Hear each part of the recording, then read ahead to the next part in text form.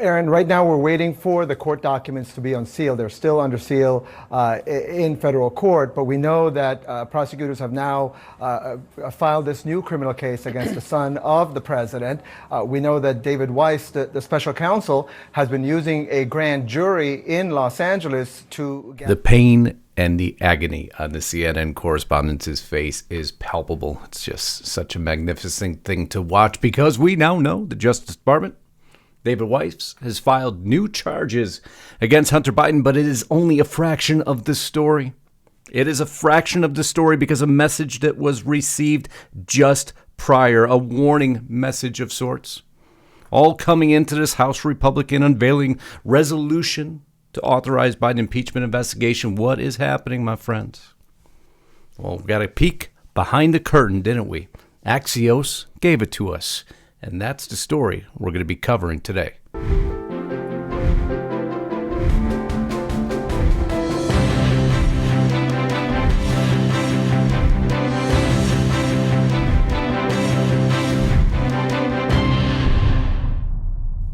Man, I can't wait to bring this to you. But before we do, if you haven't subscribed to Lisa's channel, please make sure you do. If you haven't subscribed to mine, she'll put a link above. Can't tell you how important that is. Can't tell you what's happening behind the curtain, as we so say.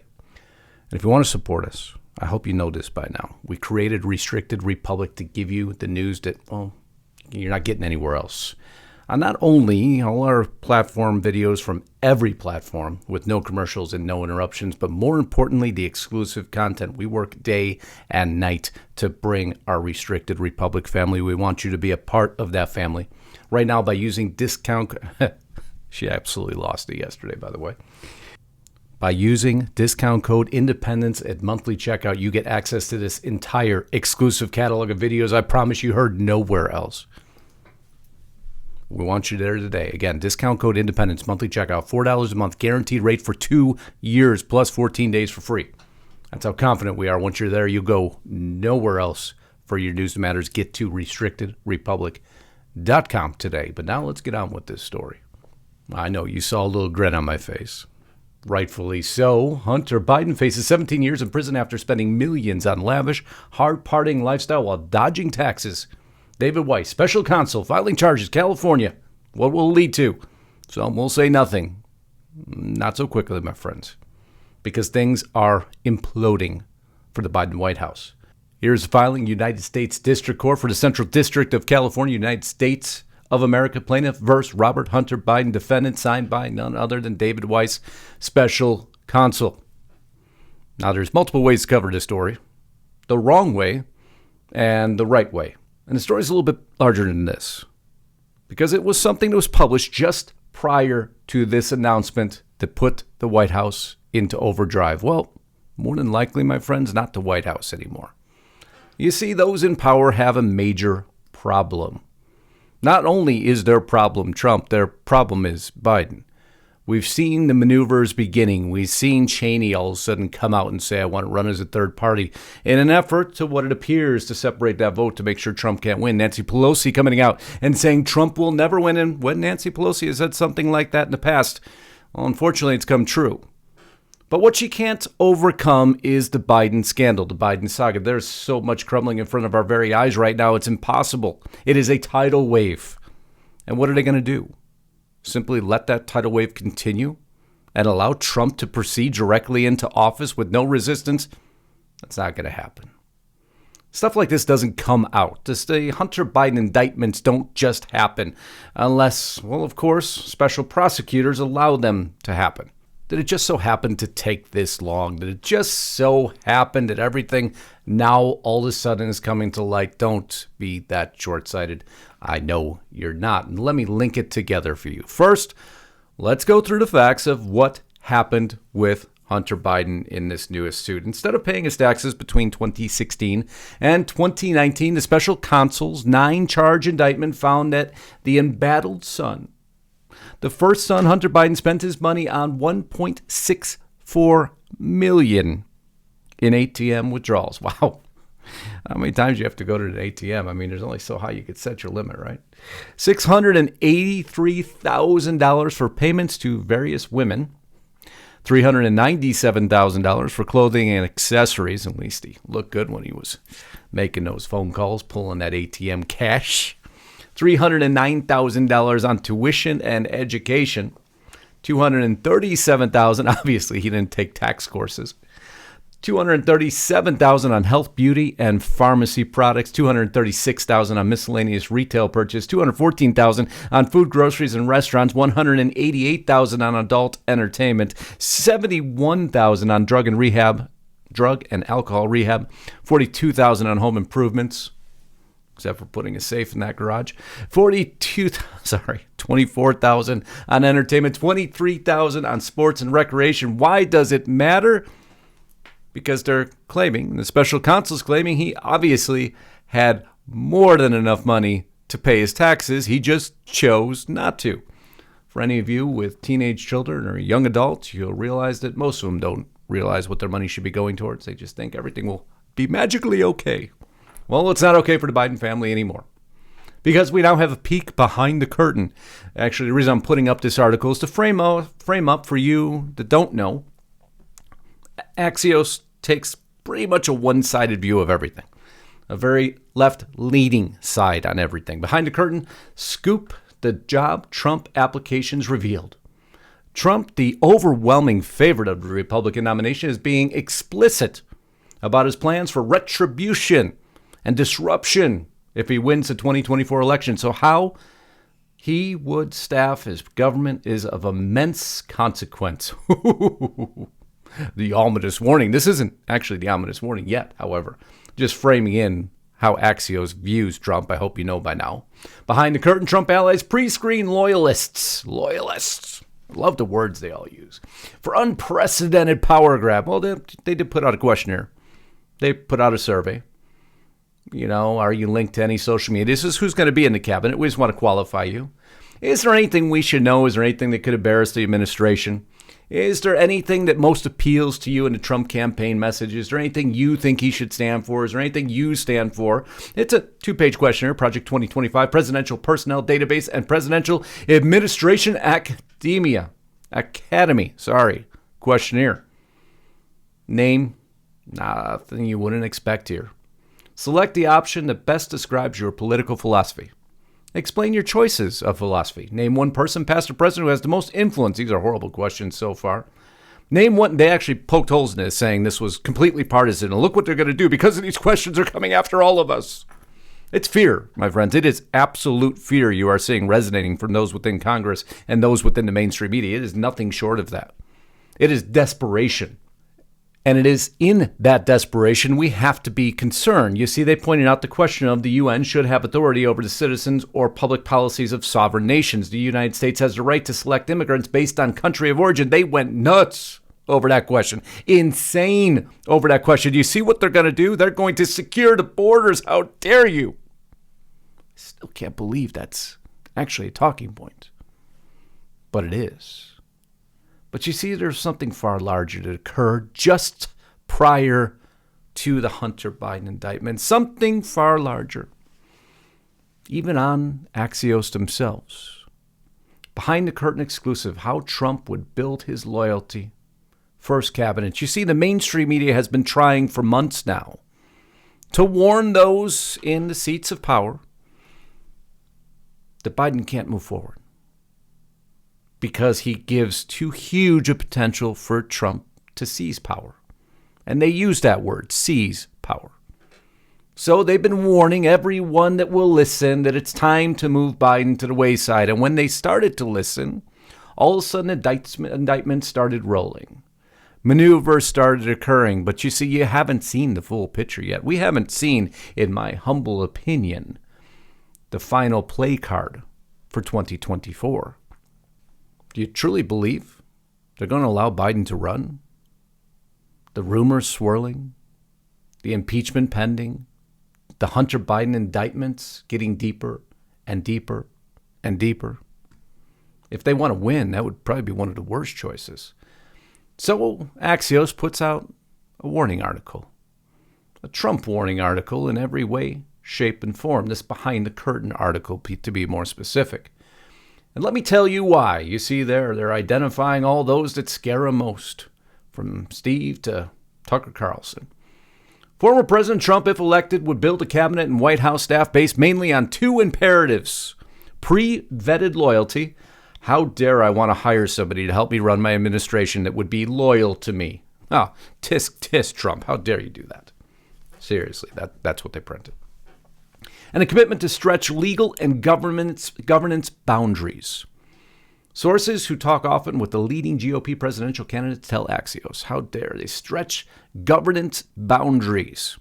Are all the boundaries right now in our current governance exactly in alignment with the Constitution? Because if they weren't and Trump wanted to reverse those back, then he would be stretching the current boundaries. But he'd be stretching no boundaries if he was simply trying to bring things back to a constitutional basis.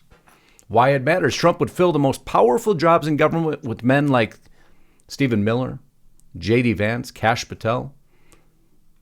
If Trump won in 2024, he'd turn to loyalists who share his zeal to punish critics, purge non-believers, and take controversial legal and military action. Wow. That's a mouthful to say the least. Let's just slow that down for a second. If Trump won in 2024, he turned to loyalists, those who believe in what he believes in, which is normally who you would hire, who share his zeal to punish critics, not silence, punish, purge non-believers. They love those words, don't they? I'm surprised they didn't put up lock up non-believers, because that's what that intent seems to be leading towards. And take controversial legal and military action. You see, they didn't frame that up in the context it should be framed up in. In my belief, that is referring to border security, which the majority of Americans don't disagree with. They want to target and jail critics. There we go. Didn't take long for them to get there now, did it?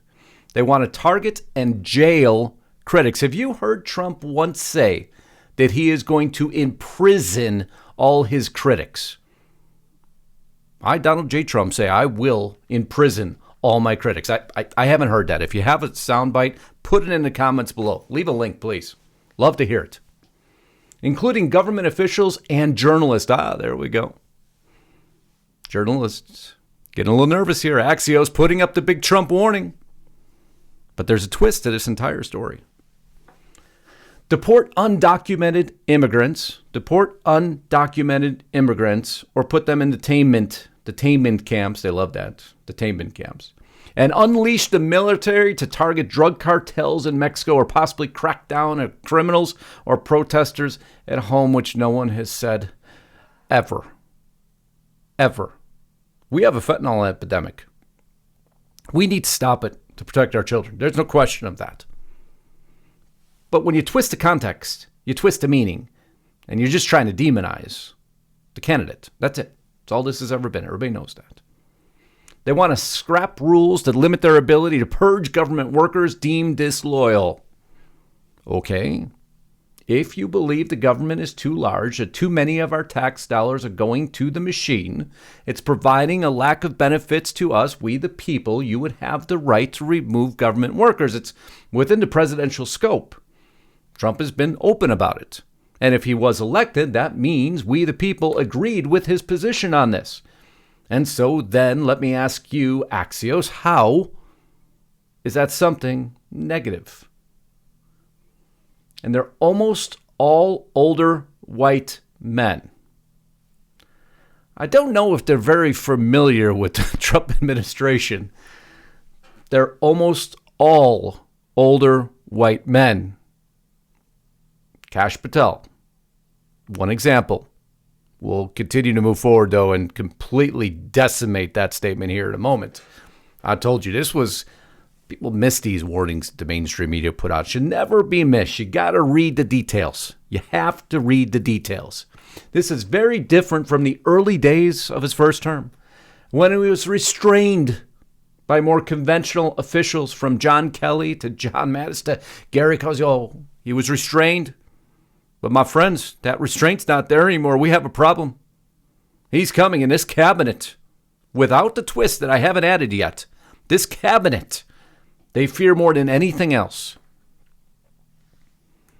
And they start, and we'll focus on primarily the vice presidential picks.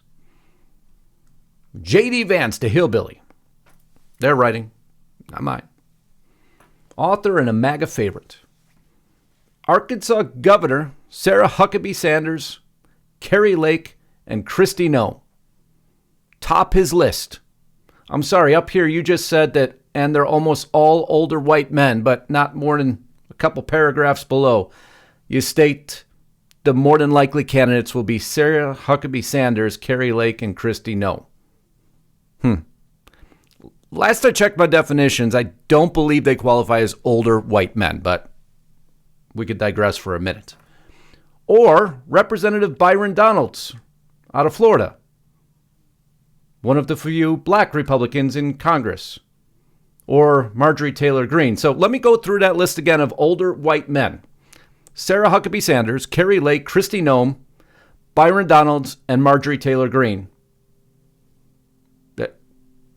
It's impossible to make any of this up. Nice. Dear editor, can you please put some consistency in your message?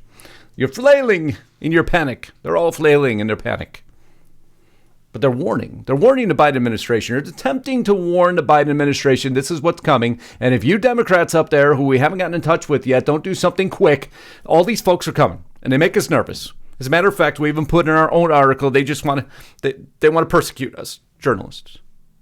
Don't worry about the remainder of us journalists who've been persecuted for the last 3 to 4 years. That just skip by that.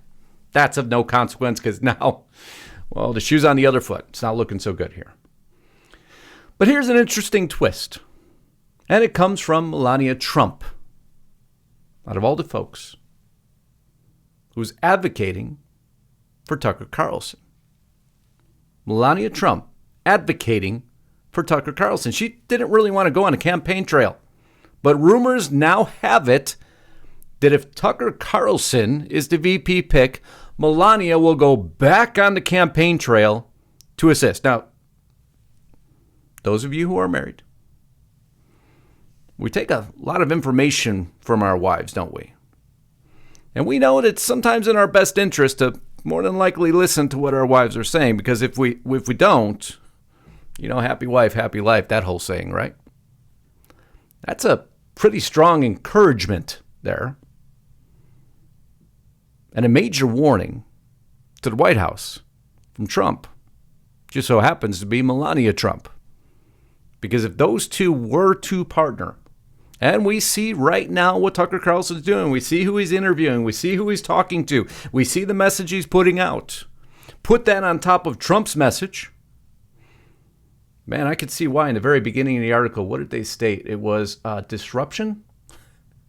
Can't remember where that open article was. Oh, that was in the prior article. Let me just go back to that real quick. It was disruption. Staff would beat government of immense consequences. Plans for retribution and disruption. Okay, maybe not. Yeah. Starting to understand why they might be coming from now. And then shortly thereafter, Hunter Biden, same day, by the way, gets indicted. Because they know Biden will not campaign well against this. Stephen Miller, he could be your next attorney general. Stephen Miller, get some of this out of the way here. Sorry about that for a second.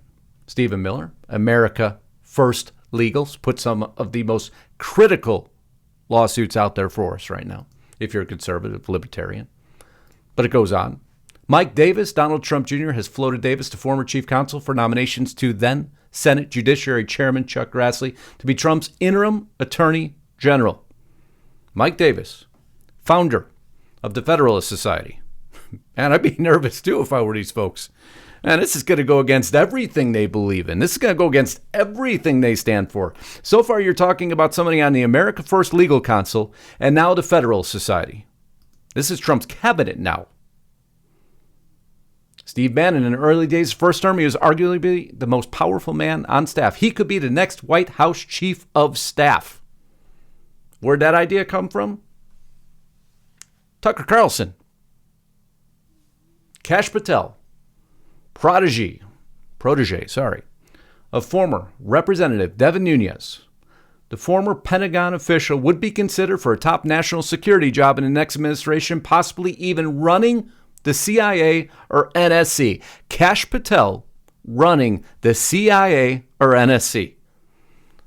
So far, folks, I'm not seeing a whole lot of bad ideas here. Man, would it change everything? Wow. The United States of America would be unrecognizable from what it is now within a very short period of time frame, because these are all ambitious people. John McAtee, Trump's loyalty vetter and enforcer, headed presidential personnel in the first term. He might return to the role with even more power. He also could be Trump's gatekeeper as head of Oval Office operations, or could be the cabinet secretary riding herd on the White House liaisons to each department. Yeah, it's got a kind of a nice ring to it a little bit, doesn't it? I mean, he's right here. Heritage.org. I mean, all these guys run terrible websites. They're part of terrible foundations.